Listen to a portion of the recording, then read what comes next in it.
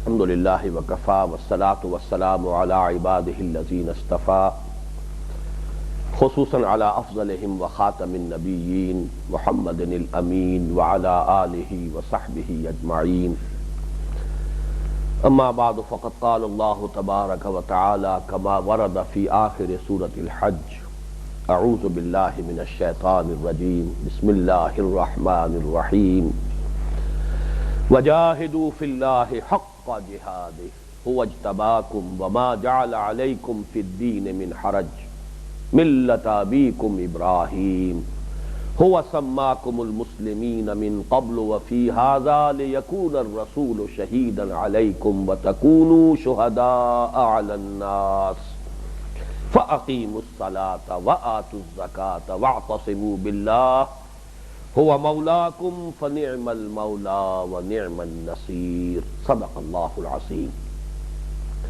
رب اشرح لی صدری ویسر لی امری واحلل عقدۃ من لسانی یفقہوا قولی اللہم ربنا الہمنا رشدنا واعذنا من شرور انفسنا اللہم ارنا الحق حقا وارزقنا اتباعہ وارنا الباطل باطلا وارزقنا اجتنابہ اللہم وفقنا لما تحب وترضى اللہم وفقنا نجاہد فی سبیلک باموالنا وانفسنا اللہم ارزقنا شہادۃ فی سبیلک آمین یا رب العالمین۔ سورہ حج کی آخری آیت پر گزشتہ نشست میں گفتگو چل رہی تھی اور ہم یہاں تک پہنچ گئے تھے کہ اس آیہ مبارکہ کا جو پرنسپل کلاز ہے، جو اصل جملہ ہے وجاہدوا فی اللہ حق جہادہ، اس کو تو آپ جمع کر لیجئے ان اوامر کے ساتھ کہ جو سابق آیت میں آئے ہیں ارکعوا واسجدوا واعبدوا ربکم وافعلوا الخیر لعلکم تفلحون وجاہدوا فی اللہ حق جہادہ۔ اس کے حوالے سے ہم نے فرائض دینی کے ایک تصور کو ایک 4 سیڑھیوں والے ممبر سے مشابہ سمجھا ہے۔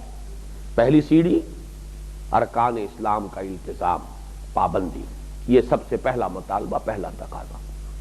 دوسری سیڑھی پوری زندگی میں ہمہ تن ہمہ وقت ہمہ وجوہ اللہ کی بندگی، اس کی محبت کے جذبے سے سرشار ہو کر۔ تیسری سیڑھی فعل الخیر، اچھا کام، بھلے کام، خدمت خلق، اس کا اولین مرحلہ بھوکے کو کھانا کھلانا اور بیمار کی دوا دارو کا بندوبست کرنا وغیرہ۔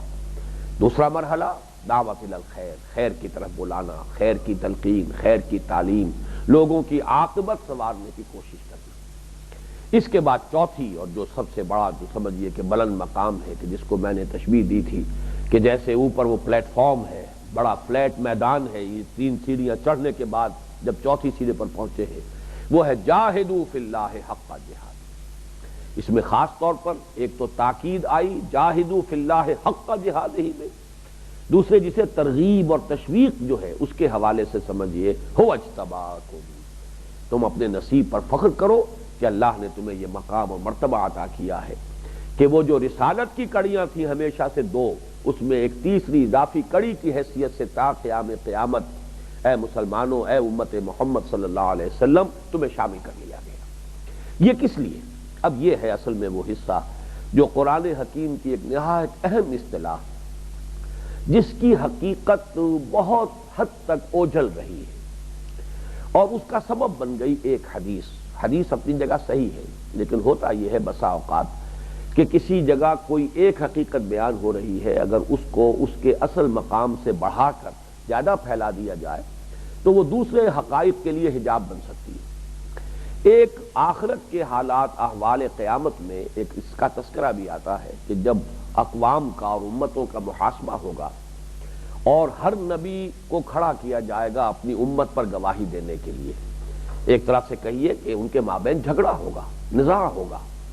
نبی کہیں گے کہ ہم نے تمہیں بات پہنچا دی تھی، ہم نے اپنا فرض منصبی ادا کر دیا تھا، ہم نے اتمام حجت کا حق ادا کر دیا تھا، اور وہ امتیں جھگڑیں گی، اس لیے کہ اب تو وہاں بچاؤ کی ایک ہی شکل ہوگی کہ کسی طریقے سے اگر کہیں وہ یہ ثابت کر سکے کہ ہم پر ابلاغ کا اور اتمام حجت کا حق ادا نہیں ہوا تو معاملہ کچھ جو ہے بچنے کی سبیل بنتی ہے۔ تو جب یہ نزاع ہوگا تو حضور صلی اللہ علیہ وسلم اور آپ کی یہ امت جو ہے یہ گواہی دے گی کہ انبیاء صحیح کہتے ہیں اور یہ جھوٹ بول رہے ہیں، یہ قومیں جو ہیں یہ جھوٹ بول رہی ہیں۔ وہ کہیں گے کہ تم تو بعد میں آئے تھے، تمہیں گواہی دینے کا کیسے حق حاصل ہو گیا؟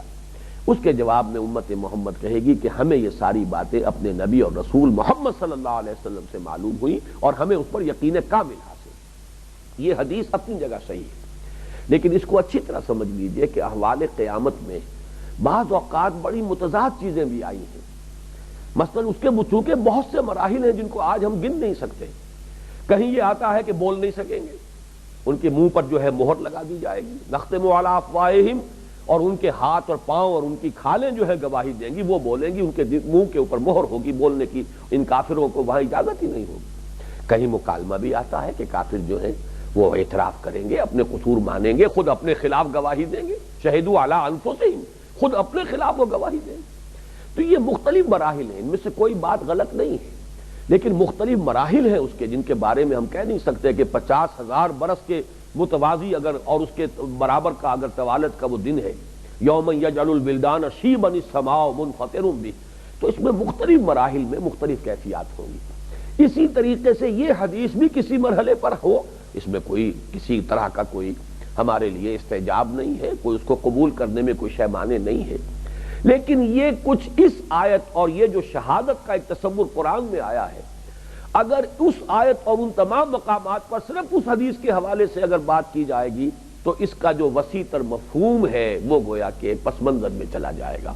میں وہ چاہتا ہوں کہ وہ وسیع تر مفہوم جو ہے اس کو میں ذرا دو اور دو چار کی طرح آپ کے سامنے واضح کروں۔ دیکھیے، اس موضوع پہ اگرچہ میں بہت عرصے پہلے کی ایک بہت ہی مفصل تقریر ہے، وہ آڈیو کیسٹ کی شکل میں تو محفوظ ہے، قرآن کا فلسفہ شہادت، جس میں یہ سارے مضامین جو ہیں، اس کی لغوی بحث، اس کے درجہ بدرجہ ایک لغت سے آگے بڑھ کر اصطلاح کی شکل اختیار کرنے کے جو مراحل ہیں ان سب کو بیان کیا ہے۔ اس وقت میں اختصار سے کام لوں گا، وقت ہمارے پاس بہت محدود ہے۔ شہد یشہد، اس کا اصل مفہوم ہے موجود ہونا، حاضر ہونا۔ شاہد وہ جو موجود ہے، شہد یشہد، شاہد غائب کے مقابلے میں آئے گا۔ اللہ تعالیٰ جانتا ہے جو کچھ سامنے ہے اور جو کچھ غائب ہے، غیب و شہادہ، غائب اور شہادہ، عالم الغیب و شہادہ، وہ جاننے والا ہے غیب کا اور جو سامنے موجود ہے اس کا۔ تو غائب اور شاہد ایک دوسرے کی ضد ہیں۔ شہد یشہدوں کا اصل مفہوم لغوی ہے موجود ہونا، شاہد وہ ہے جو موجود ہو۔ اب اس سے آگے آئیے، جو موجود ہوتا ہے وہی اگر مدد کرنا چاہے تو مدد کر سکتا ہے، اور جو موجود ہوتا ہے کسی وقوعے پر وہی گواہی دے سکتا ہے۔ تو اب یہ دو اضافی مضمون اس میں شامل ہو گئے۔ مددگار کے لیے بھی شہداء کا لفظ آیا ہے قرآن مجید میں، وَادْعُوا شُهَدَاءَكُم مِّن دُونِ اللَّهِ إِن كُنتُمْ صَادِقِينَ وَإِن كُنتُمْ فِي رَيْبٍ مِّمَّا نَزَّلْنَا عَلَىٰ عَبْدِنَا فَأْتُوا بِسُورَةٍ مِّن مِّثْلِهِ وَادْعُوا شُهَدَاءَكُم مِّن دُونِ اللَّهِ إِن كُنتُمْ صَادِقِينَ۔ اگر اے لوگو، اے مکے والو، اے عرب کے لوگو، تمہیں کچھ شک ہے اس قرآن کے بارے میں کہ پتہ نہیں یہ محمد کا اپنا کلام ہے یا اللہ کا نازل کردہ ہے، تمہیں شک ہے تو تم کوئی ایک سورت قرآن جیسی جو ہے تصنیف کر کے لے آؤ اور پکار لو، بلا لو اپنے سارے مددگاروں کو، جو بھی مددگار ہیں ان سب کو جمع کر لو، اپنی پوری اجتماعی قوت کو مجتمع کر کے قرآن کی نظیر پیش کرنے کی کوشش کرو۔ میرے نزدیک اسی معنی میں سورہ فتح کی جو آیت ہے اس میں یہ لفظ آیا ہے، هو الذی ارسل رسولہ بالہدی ودین الحق لیظہرہ علی الدین کلہ وکفی باللہ شہیدا۔ وہی ہے اللہ جس نے بھیجا اپنے رسول کو صلی اللہ علیہ وسلم الہدی اور دین حق دے کر تاکہ غالب کرے اسے کل کے کل دین پر یا تمام ادیان پر، اور کافی ہے اللہ بطور مددگار۔ یہاں اگرچہ ترجمہ ہو سکتا ہے کافی ہے اللہ بطور گواہ، اگر نبی یہ کام کر دے تو اللہ کی گواہی کافی ہے، کوئی اور گواہی اس کے حق میں دینے والا ہو یا نہ ہو، لیکن یہاں زیادہ معنی خیز اس کا ترجمہ ہوگا بطور مددگار، کوئی اور مدد کرے نہ کرے اللہ ان کی مدد کرنے کے لیے موجود ہے، اور یہ مشن یہ ہے اس کی تکمیل ہو کر رہے گی۔ اس کے ساتھ جو دوسرا مفہوم جو زیادہ استعمال ہے اس لفظ کا، وہ گواہی کے معنی میں۔ گواہ وہ ہے جو وقوعے پر موجود ہو، اگرچہ ہمارے ہاں سرکمسٹانشل ایویڈنس بھی ہے، مختلف قرائن کی گواہی اور شہادت بھی ہے، لیکن اصل تو گواہ وہ ہوتا ہے جو چشمدید، جو کسی وقوعے کے وقت موجود تھا اور اس نے وہ واقعہ خود اپنی نگاہ سے دیکھا ہے۔ یہ گواہی، اب تیسری بات عرض کر رہا ہوں، اس گواہی کے بارے میں تجزیہ کیجئے کہ اس کے دو رخ ہیں۔ گواہی ہمیشہ ایک فریق کے حق میں ہوتی ہے، ایک کے خلاف ہوتی ہے۔ یا تو آپ نے مدعی کے حق میں بات کہی ہے تو وہ جو مدعا علیہ اس کے خلاف ہے، یا مدعا علیہ جو ہے اس کی صفائی میں کوئی بات کہی ہے تو مدعی کے خلاف. تو گواہی کے لیے اب دو صلے آئیں گے. لام جس کے حق میں ہوگا اس کے لیے لام، اس کے حق میں گواہی دینا، اور جس کے خلاف ہوگا اس کے لیے اعلیٰ. یہ دو جو صلے ہیں لام اور اعلیٰ کے، یہ ایک دوسرے کے مقابلے میں اس کی بہت سی مثالیں ہیں. القرآن حجت لک او علیک، حضور نے فرمایا یہ قرآن یا تمہارے حق میں حجت ہے یا تمہارے خلاف حجت ہے. یا تو تمہارے لیے دلیل راہ بنے گا، تمہیں راستہ دکھائے گا، تمہارا امام بنے گا. وَجْعَلْهُ لَنَا إِمَامًا وَنُورًا وَهُدًى وَرَحْمَةً، اگر یہ ہو گیا تو تمہارے حق میں دلیل راہ بھی ہے اور حجت بھی ہے. اور ورنہ پھر تمہارے خلاف استغاثہ لے کر آئے گا کہ اللہ یہ بدبخت مجھے مانتے تھے کہ میں تیرا کلام ہوں، لیکن مجھے پڑھتے ہی نہیں تھے، مجھے پڑھتے بھی تھے سمجھتے نہیں تھے. اے اللہ سمجھتے بھی تھے اور عمل نہیں کرتے تھے. یہ تو ڈھٹائی کی انتہا ہو گئی کہ معلوم بھی ہو گیا کہ یہ اللہ کا کلام ہے اور اس میں یہ حکم ہمیں ہمارے لیے وارد ہوا، پھر عمل نہ کرنا. تو اب یہ قرآن جو ہے حجت بنے گا خلاف. تو القرآن حجت لک او علیک، یہ قرآن یا تمہارے حق میں حجت ہے یا تمہارے خلاف. یہ بہت اہم نقطہ ہے، اس کو نوٹ کر لیجئے. لام اور علی کا استعمال صلے کے اعتبار سے. اب دیکھیے شہادت لام کے ساتھ قرآن مجید میں آئی ہے اس آیت میں، یا ایھا الذین آمنوا کونوا قوامین بالقسط شہداء للہ، اے لوگوں بن جاؤ قوت کے ساتھ کھڑے ہونے والے عدل اور انصاف کے لیے اور اللہ کے حق میں گواہی دینے والے. شہداء للہ، اللہ کے حق میں گواہی، اللہ کے توحید کی گواہی. دے تو بھی محمد کی صداقت کی گواہی، یہ محمد کی گواہی ہے صلی اللہ علیہ وسلم، یہ گواہی حق میں جا رہی ہے. اور اعلیٰ کے لیے اب یہ ہے اعلیٰ در حقیقت، جس کو اب اچھی طرح سمجھ لیجئے کہ اب جگر تھام کے بیٹھو میری باری آئی والی بات ہے. یہ گواہی خلاف کا مفہوم کیا ہے؟ اس گواہی کے لیے مثلاً خلاف کے لیے جیسا کہ سورہ حامیم سجدہ میں آیا ہے کہ جب ہماری اپنے اعضاء و جوارح ہمارے خلاف گواہی دیں گے تو ہم کہیں گے لما شہدتم علینا، تم نے کیوں گواہی دی ہمارے خلاف؟ میرا اپنا ہاتھ، میرا اپنا پاؤں، میری اپنی زبان، میری اپنی آنکھ، میں نے اپنی آنکھ سے جو بھی خیانت کا ارتکاب کیا ہے یہ آنکھ گواہی دے گی. اے اللہ اس بدبخت نے مجھے تیری مرضی کے خلاف استعمال کیا ہے. یہ پاؤں گواہی دیں گے، اے اللہ تو نے مجھے اس کے ڈسپوزل پر رکھا تھا اور یہ مجھے لے کر چلا ہے، مجھے حکم دیا ہے کہ میں اسے لے کر چلوں کسی گناہ کے ارتکاب کے لیے. اے اللہ یہ ہاتھ تو نے مجھے اس کے قبضے میں دیا تھا کہ جیسے چاہے استعمال کرے، اس نے اس طور سے استعمال کیا ہے جو تجھے پسند نہیں. تو لما شہدتم علینا، ہماری اپنی کھالیں ہمارے خلاف گواہی دیں گے. تو اعلیٰ کے لیے نوٹ کر لیجئے قرآن مجید میں جو دو مثالیں کافی ہیں. حق کے لیے کونوا قوامین بالقسط شہداء للہ، اور مخالفت کے لیے لما شہدتم علینا.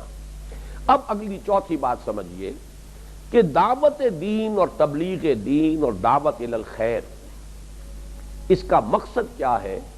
لوگوں پر حجت قائم کر دینا کہ اللہ کی عدالت میں وہ، جس کو میں اس سے پہلے عرض کر چکا ہوں کہ پلیڈ نہ کر سکے اگنورنس کی بنیاد پر. ہمیں تو معلوم نہیں تھا، ہم تک تو تیری بات پہنچی نہیں، ہم تک تو تیرا پیغام پہنچا ہی نہیں. یہ جو ہے اگنورنس یا اس پیغام کی عدم وصولی، یہ ان کے لیے عذر بنتا ہے، ان کے لیے دلیل بنتی ہے، ان کے جان چھڑانے کا سب ذریعہ بن جائے گا.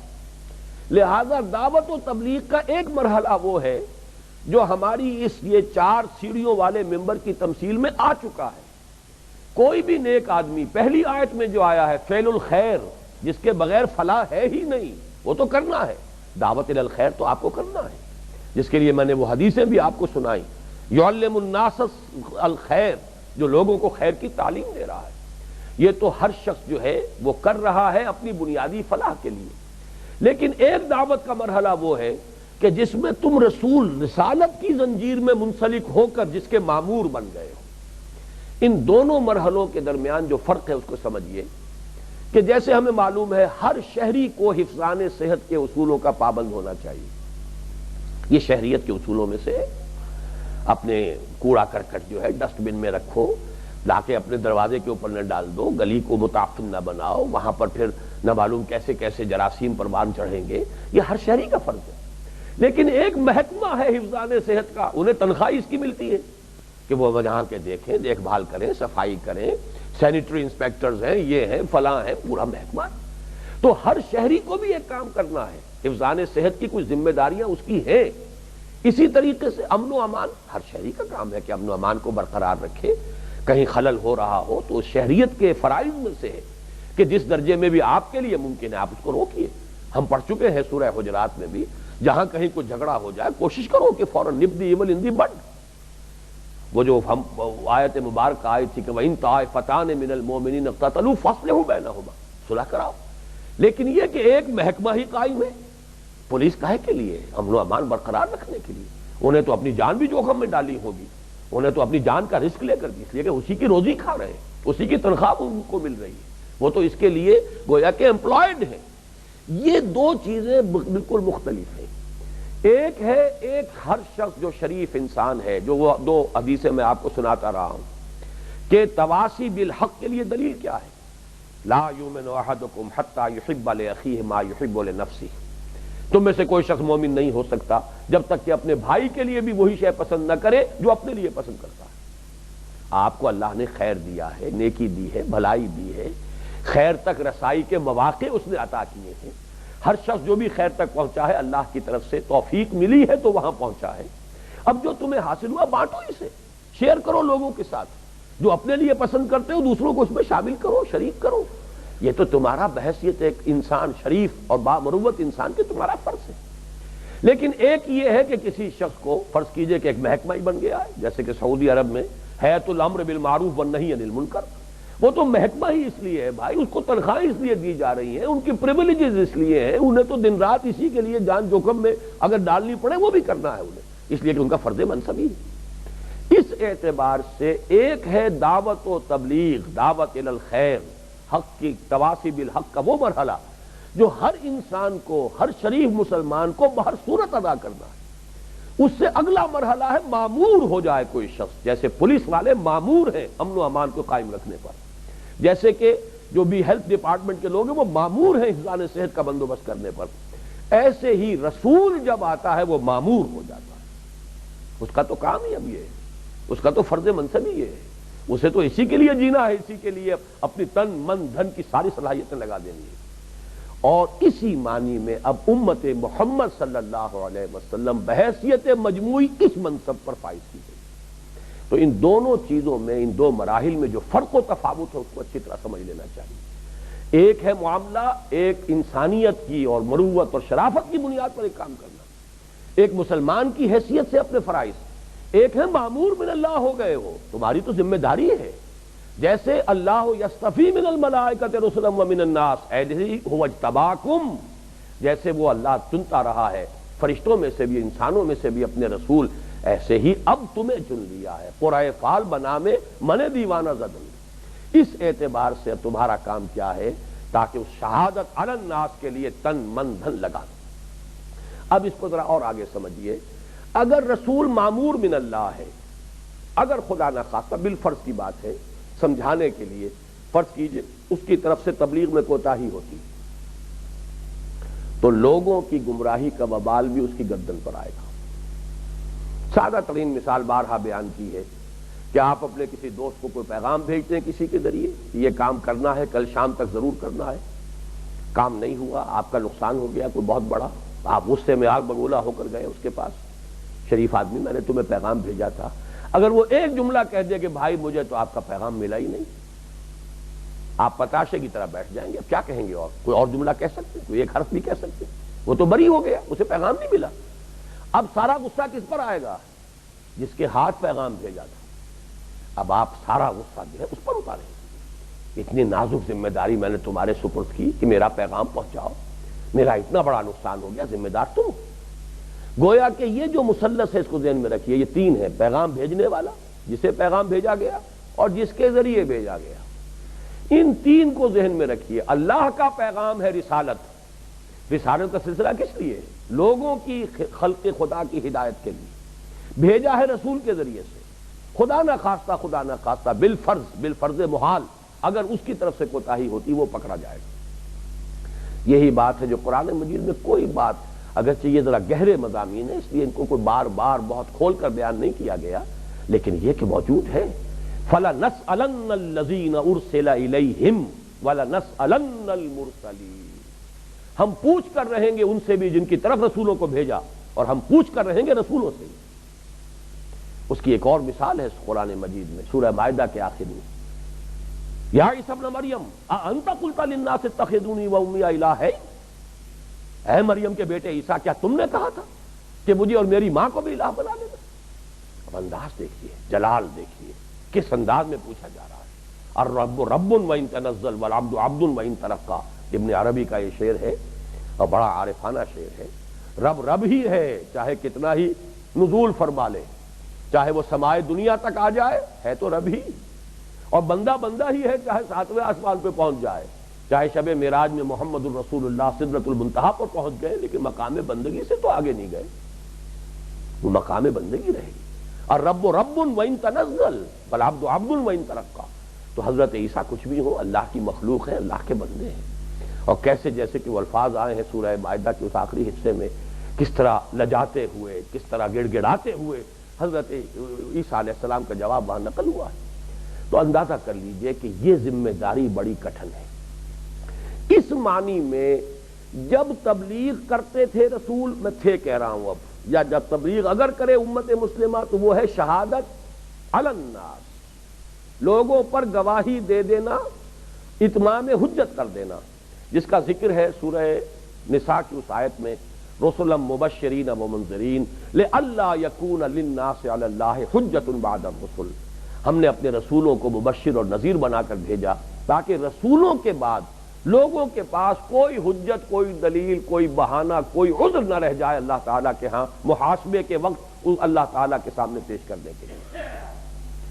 لئلا یکون، اب دیکھیے یہاں پر بھی لام اور علی آیا ہے، لئلا یکون للناس علی اللہ حجۃ بعد الرسل، دلیل کسی کے حق میں ہوگی، کسی کے خلاف ہوگی، علی اللہ، اللہ کے خلاف۔ اے اللہ ہم سے حساب کیسے لے رہا ہے؟ ہم تک تو بات پہنچائی نہیں تھی تم نے، تیرا حکم ہم تک آیا نہیں، اس حکم کی تعمیل ہم کیسے کرتے؟ اب حساب کس بات کا؟ یہ ہے علی اللہ، اللہ کے خلاف۔ تو اللہ کے خلاف کوئی، یا ہم یہاں کہیں گے اللہ کے محاسبے کے خلاف کوئی عذر، کوئی بہانہ باقی نہ رہ جائے لوگوں کے حق میں۔ رسلا مبشرین ومنذرین لئلا یکون للناس علی اللہ حجۃ بعد الرسل وکان اللہ عزیزا حکیما، اللہ تعالیٰ عزیز اور حکیم ہے، زبردست ہے، لیکن حکمت والا بھی تو ہے۔ محاسبے کا اس نے ایک نظام بنایا ہے، لوگوں سے پوچھے گا، لیکن پوچھ گچھ کے لیے اس نے کوئی حجتیں پہلے قائم کی ہیں۔ وما كنا معذبین حتی نبعث رسولا، ہم عذاب نہیں بھیجتے رہے جب تک کہ رسولوں کو مبعوث نہ کر دیں، جب تک کہ اتمام حجت نہ کر دیں۔ یہ ہماری حکمت ہے، یہ ہمارا نظام ہے۔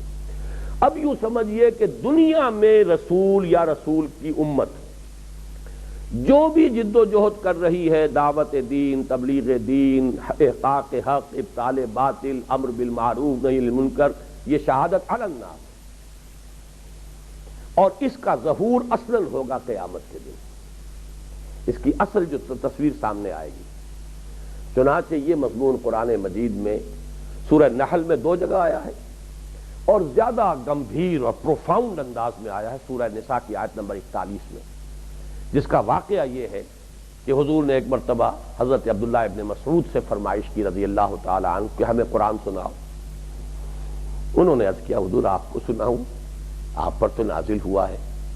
فرمایا نہیں، ہمیں دوسروں سے سن کر کچھ اور کیفیت حاصل ہوتی ہے، لذت حاصل ہوتی ہے۔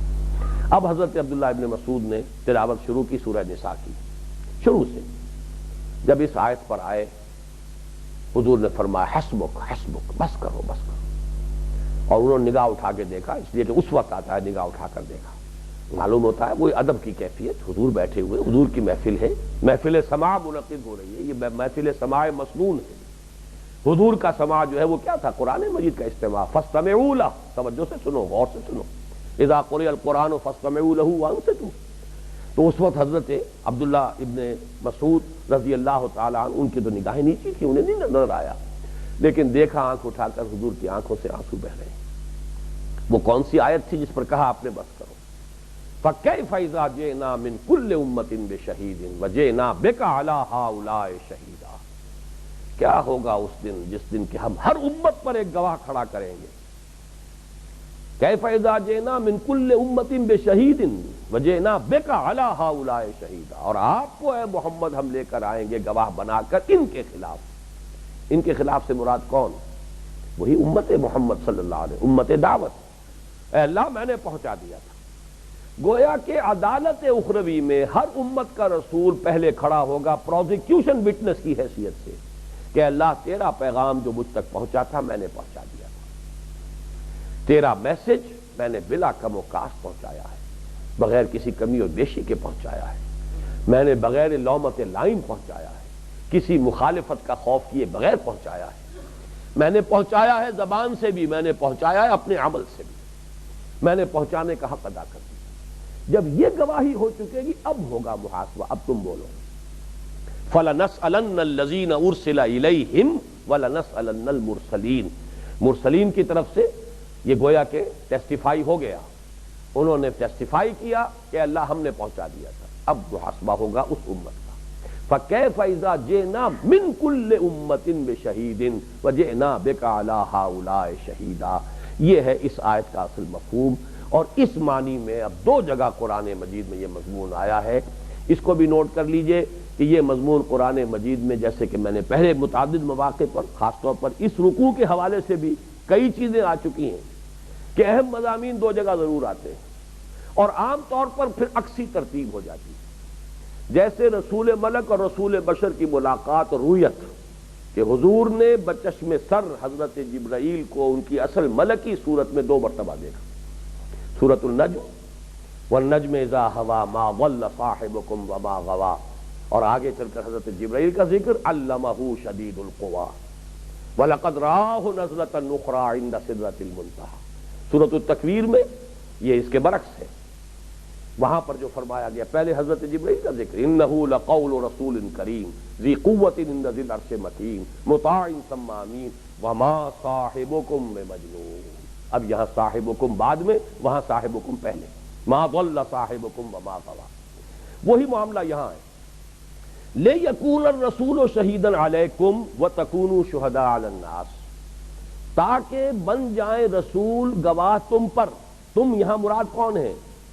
وہ صحابہ جن پر کہ حضور صلی اللہ علیہ وسلم نے اتمام حجت کر دیا تھا، جن کی گواہی لی ہے حجت الوداع میں، اپنے اس آخری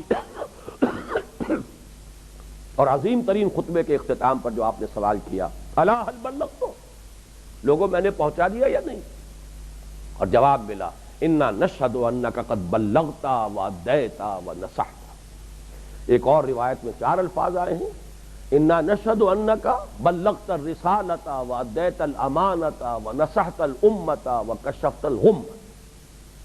حضور ہم گواہ ہیں، آپ نے رسالت کا حق ادا کر دیا، امانت کا حق ادا کر دیا، امت کی خیر خواہی کا حق ادا کر دیا، اور سارے باطل اور گمراہ کن خیالات و نظریات و عقائد کا تانا بانا ختم کر کے اور سارے اندھیارے کافور کر دیے۔ اس کے بعد چنگشت شہادت سے آسمان کی طرف اور پھر لوگوں کی طرف، اللہم اشہد اللہم اشہد اللہم اشہد، اے اللہ تو بھی گواہ رہے، یہ مان رہے ہیں میں نے فرض ادا کر دیا، میں سبک دوش ہو گیا، یہ سائی آف ریلیف جس کو میں کہتا ہوں، یہ ہے وہ کیفیت حضور کی رسول، اللہم اشہد، میں آج فارغ ہو گیا، وہ بار گراں جو میرے کندھے پر آیا تھا انا سنلقی علیک قولا ثقیلا، اب یہ یہاں سے اتر گیا، لیکن اتر کر اے مسلمانوں تمہارے کندھے پر آ گیا،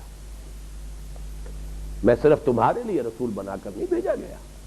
اسی لیے آخری جملہ کیا تھا، فَلْيُبَلِّغِ الشَّاهِدُ الْغَائِبَ، اب پہنچائیں وہ جو یہاں ہے، شاہد، یہاں شاہد کا لفظ آ گیا ہے شاہد غائب کے مقابلے میں، فَلْيُبَلِّغِ الشَّاهِدُ الْغَائِبَ، اب لازم ہے اس پر جو یہاں ہے پہنچائے اس کو جو یہاں نہیں ہے۔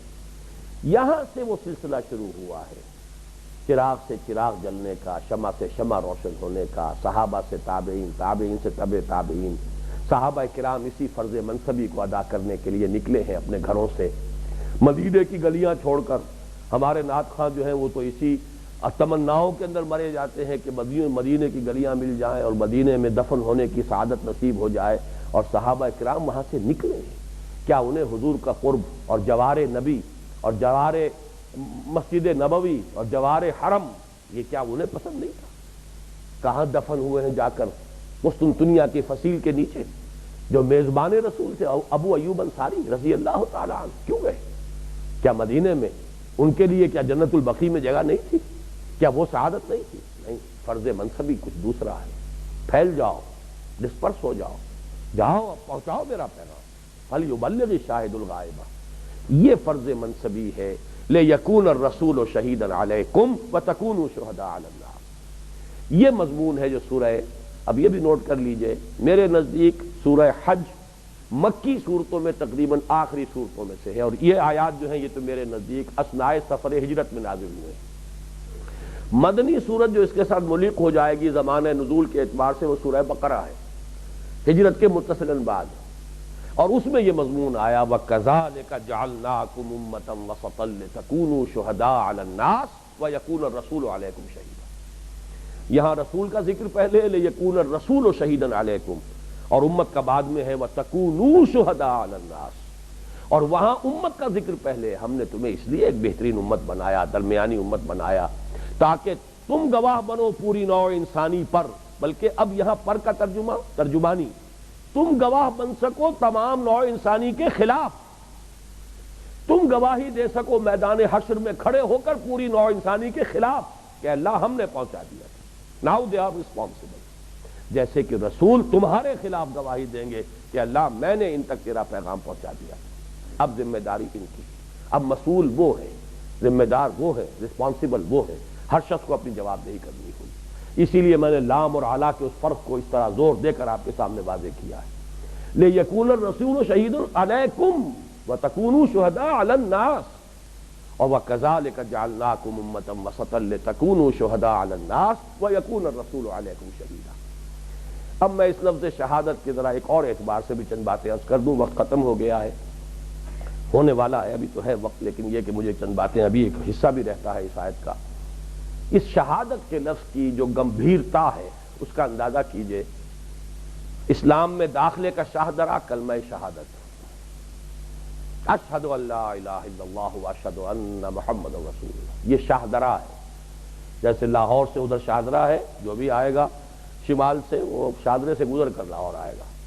دہلی کے بھی مشرق میں شاہدرہ تھا، جو بھی یو پی سے آئے گا وہ شاہدرے سے ہو کر ہی جمنا کراس کر کے ہی دلی میں آئے گا. تو شاہدرہ اسلام میں داخلے کا کلمہ شہادت. اب باقی انسان مسلمان کی زندگی وہ زبان سے بھی شہادت دے رہا ہے، اپنے عمل سے بھی شہادت دے رہا ہے. جب وہ عمل کر رہا ہے ارکعوا واسجدوا واعبدوا ربکم، تو یہ اپنے عمل سے ہمتن گواہی دے رہا ہے کہ میں اللہ کا بندہ ہوں، اللہ میرا رب ہے. رضیت باللہ ربا وبمحمد رسولا وبالاسلام دینا. سنت پر عمل کر رہا ہے تو گواہی دے رہا ہے عملاً کہ وہ محمد کو اپنا امام مانتا ہے صلی اللہ علیہ وسلم. اللہ کے احکام پر عمل کر رہا ہے تو عملاً گواہی دے رہا ہے. گویا کہ کل دین گواہی ہے، گواہی ہی کے ذریعے سے دین میں داخلہ ہے، اور سارا عمل اور قول جو بھی ہے وہ گواہی ہے. اور خاص طور پر گواہی جو ہے وہ ہے پھر دعوت اور اللہ کے بندوں تک اللہ کے پیغام کو پہنچانا. فَلْيُبَلِّغِ الشَّاهِدُ الْغَائِبَ. لیکن پھر اس پہنچانے کے بھی کچھ درجے ہوں گے. جیسے ایک زبانی گواہی ہے اور ایک عملی گواہی ہے. ایک تو آپ نے گواہی دی اشہد ان لا الہ الا اللہ، ایک آپ نے اللہ کے حرام کردہ کسی شے سے اجتناب کیا، آپ نے عملی گواہی دے دی. آپ نے گواہی دی محمد اللہ کے رسول ہے، اور آپ نے ان کی سنت کو اختیار کیا، جس چیز سے انہوں نے روکا ہے رک گئے. آپ نے عملاً گواہی دی ہے کہ آپ واقعتاً محمد کی رسالت پر یقین رکھتے ہیں. اسی طرح اس دعوت کے بھی مرحلے یہ ہیں کہ ایک دعوت ہے زبان سے، اسلام کی دعوت، نظام اسلام کی دعوت، اللہ کے قانون کو ماننے کی دعوت. اسی میں خیر ہے، اسی میں بھلائی ہے، نظام خیر ہے، یہ نظام حق ہے، یہ دین حق ہے. اس کا حق ادا نہیں ہوگا جب تک کہ اس نظام کی عملی ایک شکل دنیا کے سامنے پیش نہ کرے. اسی کا نام ہے اقامت دین. تو در حقیقت کل دین جو ہے وہ اس میں لِيَكُونَ الرَّسُولُ شَهِيدًا عَلَيْكُمْ وَتَكُونُوا شُهَدَاءَ عَلَى النَّاسِ. یہ خاص معاملہ ہے ہمارے دین کا. اس کی اصطلاحات ایسی ہیں کہ جیسے یہ فیصل آباد کے بازار ہیں، گھنٹہ گھر ہے، اس بازار سے چلے جاؤ تب بھی گھنٹہ گھر میں پہنچ جاؤ گے، اس بازار سے داخل ہو جاؤ تب بھی گھنٹہ گھر میں. دین کی حقیقت ایک ہے. آپ ادھر سے چلے جائیے، شہادت کے عنوان سے آ جائیے، عبادت کے عنوان سے آ جائیے، اقامت دین کے عنوان سے آ جائیے. اقامت دین پہلے قائم کرو اپنے اوپر، پھر دنیا پر. کل دین آ گیا. شہادت پہلے شہادت زبان سے ہے، دل سے ہے، عمل سے ہے، پھر زبانی دعوت و تبلیغ کے ذریعے سے ہے، اور پھر یہ کہ اس نظام کو عملاً قائم کر کے حجت قائم کرو دنیا کے سامنے. کل دین شہادت میں آ گیا. عبادت آپ اللہ کے بندے بنے، انفرادی طور پر بھی، اجتماعی طور پر بھی۔ اجتماعی طور پر اللہ کی بندگی اقامت دین ہے۔ یہ تمام اصطلاحات اپنی جگہ پر ان میں سے ہر ایک اتنی گمبھیر ہے کہ ایک کے حوالے سے بھی کل دین آتا ہے، لیکن یہ کہ ان میں سے ہر ایک کا اپنی کونوٹیشن ہے، ہر ایک کا اپنا ایک مفہوم ہے، اس کو اس کے طریقے سے سمجھنا اور پھر ان کے درمیان جو منطقی اور معنوی ربط اور تعلق ہے اس کو سمجھنا، یہ ہے حکمت دین، یہ ہے وزڈم آف دین، یہ ہے وہ حکمت۔ وَمَن يُؤْتَ الْحِكْمَةَ فَقَدْ أُوتِيَ خَيْرًا كَثِيرًا۔ آپ کو ایسے نظر آ رہا ہو جیسے سب چیز بالکل بڑی مربوط ہے، بڑی ایک دوسرے کے ساتھ متعلق ہے، کہیں کوئی جھول ہے ہی نہیں۔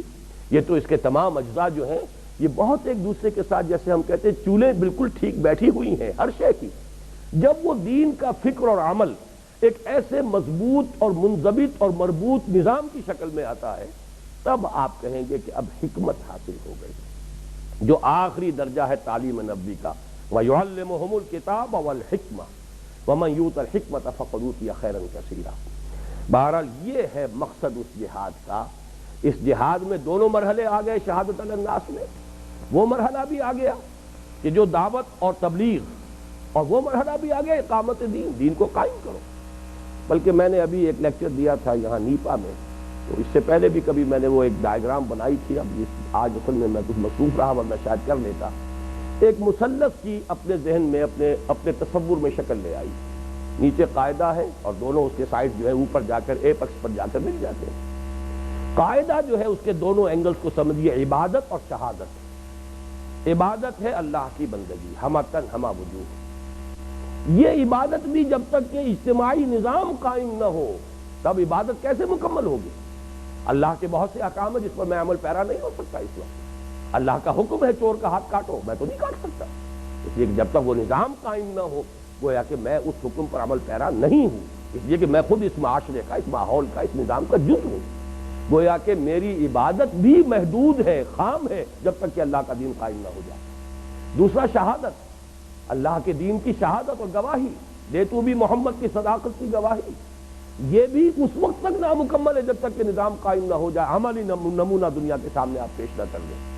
جس کے لیے کہ علامہ اقبال نے بھی اپنے خطبہ الہ آباد میں الفاظ استعمال کیے تھے کہ اگر ہندوستان کے شمال مغرب کے علاقے کے اندر ایک آزاد مسلمان ریاست قائم ہو جائے، جیسے کہ ان کا خیال تھا کہ ڈیسٹنی ہے، یہ تقدیر ہے، تو ہمیں ایک موقع مل جائے گا کہ اسلام کی تعلیمات کے جن حصوں پر پردے پڑ گئے تھے دور ملوکیت میں، انہیں ہٹا کر اسلام کا صحیح نظام کا نمونہ دنیا کے سامنے پیش کریں۔ یہی بات کہی تھی محمد علی جناح نے کہ ہمیں پاکستان اس لیے چاہیے کہ اسلام کے اصول حریت و اخوت و مساوات کا ایک نمونہ دنیا کے سامنے پیش کریں۔ جب تک وہ نمونہ نہیں ہے، زبانی کلامی ہے، مدح کرتے رہیے اسلام۔ تو گویا اور ایک اور بات نوٹ کر لیجئے، یہ جو میں نے مثلث کی شکل دی ہے، ادھر عبادت، ادھر شہادت، اوپر اقامت، اقامت دین۔ عبادت بھی مکمل نہیں اقامت تک، جب تک نہیں پہنچیں گے، شہادت کا حق بھی ادا نہیں ہوگا جب تک اقامت نہیں ہوگی۔ اب اس میں مزید نوٹ کر لیجئے، عبادت کا تعلق ہے لا الہ الا اللہ سے، شہادت کا تعلق ہے محمد الرسول اللہ سے صلی اللہ علیہ وسلم۔ حضور نے گواہی دی اور اب ہمیں گواہی دینی ہے پوری نوع انسانی۔ اس کے لیے محنت، اس کے لیے جد و جہد، اس کے لیے تن من دھن لگانا۔ وجاہدوا فی اللہ حق جہادہ ھو اجتباکم لیکون الرسول شہیدا علیکم وتکونوا شہداء علی الناس۔ اب آئیے آخری ٹکڑا، وہ پورا جو 4 سٹیپس والا ممبر ہے اس کو سامنے لے آئیے۔ فیصلہ اگر کرنا ہے کہ چلنا ہے، عزم، ارادہ، ہمت، تو کہاں سے چلیں گے؟ ظاہر بات ہے پہلی سیڑھی سے، فَأَقِیمُوا۔ یہاں کلمہ فا بہت اہم ہے، پس اگر یہ سب کچھ بات واضح ہو گئی، حقیقت منکشف ہو گئی، منزل معین ہو گئی، ہدف سامنے آ گیا، بس آغاز کرو، اب تاخیر کہے کے لیے؟ الم یان للذین آمنوا ان تخشع قلوبهم لذکر اللہ وما نزل من الحق۔ کیا وقت آ نہیں گیا؟ زندگی کی کتنی گارنٹی ہے آپ کے پاس کہ ابھی اتنے سال ہیں، کر لیں گے، ابھی بڑا وقت پڑا ہے؟ یہ تو فرائض ہیں، یہ تو تمہاری ذمہ داریاں ہیں، یہ سیڑھی تو چڑھنی ہوگی۔ سأرہقہ صعودا، اس چڑھائی پر تو چڑھو گے تو وہاں آخرت کی چڑھائی سے بچو گے، ورنہ پھر آخرت کی چڑھائی چڑھنی پڑے گی۔ سأرہقہ صعودا، تو کہاں سے چلو گے؟ فأقیموا الصلاۃ وآتوا الزکاۃ۔ بس پہلا قدم جماؤ، آگے بڑھو، پہلا قدم تو اٹھاؤ، نماز قائم کرو، زکوٰۃ ادا کرو۔ یہ گویا کہ اب ثابت ہو گیا کہ اس آیت میں جو آیا تھا ارکعوا واسجدوا، اس سے مراد صرف نماز نہیں تھی، بلکہ میں نے عرض کیا تھا کہ وہ نمائندہ ہے، اصل میں نماز نمائندہ ہے ارکان اسلام کا، نماز، زکوٰۃ، روزہ، حج، فاقیموا الصلاۃ وآتوا الزکاۃ۔ اور یہ آیت جو ہے یہاں بول رہی ہے کہ اس کا بہت مناسبت جو ہے وہ مدنی آیات کے ساتھ ہے، مدنی صورتوں کے ساتھ ہے۔ یہ اصطلاحات اس طریقے سے سائیڈ بائی سائیڈ جو ہے وہ در حقیقت مدنی صورتوں میں آئی۔ بہرحال جو بھی اس کی مناسبت ہے پہلے بھی بیان کر چکا ہوں۔ فَأَقِیمُوا الصَّلَاةَ وَآتُوا الزَّکَاةَ وَاعْتَصِمُوا بِاللَّهِ۔ اب وقت نہیں ہے، لیکن یہ کہ آئندہ کے مراحل کے لیے چمٹ جاؤ اللہ کے ساتھ۔ اعتصام باب افتعال ہے عصمت سے، عصمت کہتے ہیں حفاظت کو، حفاظت کے لیے کسی سے چمٹ جانا۔ اس کے لیے تصویر لفظی کے طور پر اپنے ذہن میں لے آئیے کہ اگر کسی چھوٹے بچے کو کوئی خطرہ ہو، خوف ہو، تو لپک کر جاتا ہے اور ماں کے ساتھ چمٹ جاتا ہے، اور وہ یہ سمجھتا ہے کہ میں بس محفوظ ہو گیا، قلعے میں آ گیا، چاہے حقیقت بالکل ہی کچھ اور ہو، بیچارے کو اسے کیا پتا۔ کوئی سکھ آئے اور کسی بچے کو ماں کی گود سے کھینچے اور اچھالے اور کسی بلم میں اور کسی برچے کے اندر پرو دے، یا جو کچھ ہو رہا ہے ہندوستان میں، یا جو کچھ خود پاکستان میں ہوا ہے، بچوں کو اٹھا اٹھا کر جو ہے آگ کے الاؤ میں کراچی کے اندر پھینکا گیا ہے، تو یہ سب کچھ ہوتا ہے، لیکن بچہ یہ سمجھتا ہے کہ میں قلعے میں آ گیا۔ اسی طریقے سے اگلے مراحل ایک سے ایک مشکل مرحلہ ہے، ایک سے ایک مشکل منزل آنے والی ہے، یہ پوری چاروں سیڑھیاں تمہیں چڑھنی ہے، شہادت کا حق ادا کرنا ہے، لوگوں پر اتمام حجت کرنا ہے، جس کے لیے اقامت دین بھی لازم ہے۔ اس کے لیے اللہ سے چمٹ جاؤ۔ چمٹو کیسے؟ وقت ختم ہو رہا ہے، ورنہ یہ کہ ایک بڑا پیارا شعر ہے اکبر الہ آبادی کا، چپکنے کے لیے کوئی ذریعہ چاہیے۔ چپکوں دنیا سے کس طرح میں، عورت نے کہا کہ گوند ہوں میں۔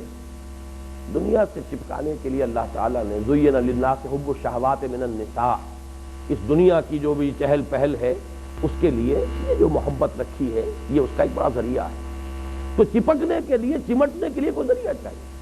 اللہ سے چمٹنے کا ذریعہ قرآن ہے، حبل اللہ۔ یہی وجہ اعتصام کا لفظ پھر آگے چل کر سورہ آل عمران میں آیا ہے، وَاعْتَصِمُوا بِحَبْلِ اللَّهِ جَمِيعًا۔